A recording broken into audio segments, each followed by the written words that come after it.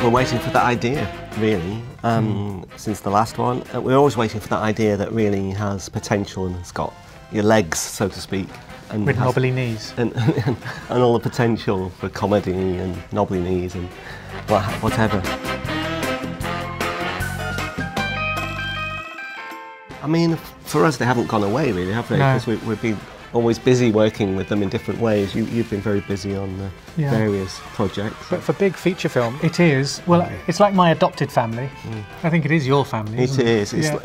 It's like being with old friends or family, really, as you say. It's like they're so familiar and they're so well defined now, developed, that you can almost put them in any situation and they'll find the funny.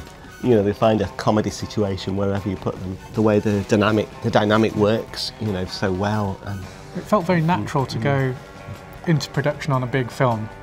And like Nick says, it's because the idea was good, and it grew. It grew from a shorter project. It did, yeah. And the story needed to be bigger, and so it was very fortuitous that we could make it into the film that it has become. Yes, it started actually as a Wallace inventing a smart gnome, a robot gnome, to help Gromit in the garden do his garden chores, and that was, you know, that was very funny, lots of comedy potential, but it was just lacking something, you know, when the gnomes go wrong, that what causes that, what sinister motive is there? And a Wallace and Gromit film seems to need that, you know, conflict within it, and it was really the penguin Feathers McGraw that solved all our problems. And it wasn't the first idea, it was a late-breaking idea, and that suddenly really upped the ante and made the story really much more kind of compelling as a narrative, because there was a personal motivation as well.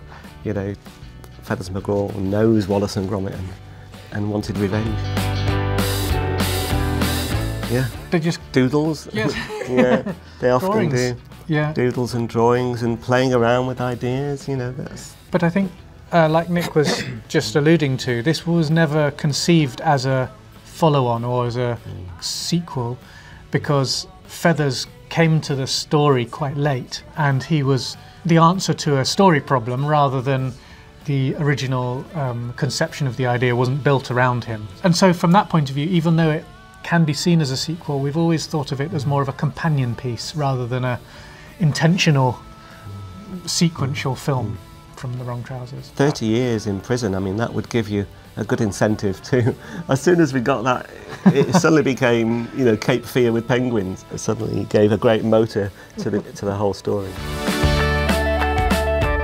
We always knew that Feathers was a favourite with the fans, but it wasn't until we put out the little teaser video announcing that Feathers was going to be in this film that we really understood the passion that people have, the feelings that they have for Feathers McGraw. They love to hate him. He's a very good villain. Yeah, it was like everyone was expecting it. People have often asked, would you ever bring him back? But there's never been like a real good reason or a good story idea or context in which to do it. So as Merlin says, it was the story was enhanced by putting him in it. It's always been big in festivals, hasn't it? Stop motion. Yeah. And back in the days of when Pixar made Toy Story in the mid-90s, you know, we kept thinking, oh boy, you know, how long have we got left? You know, CG is definitely on the rise and wonderful films are made.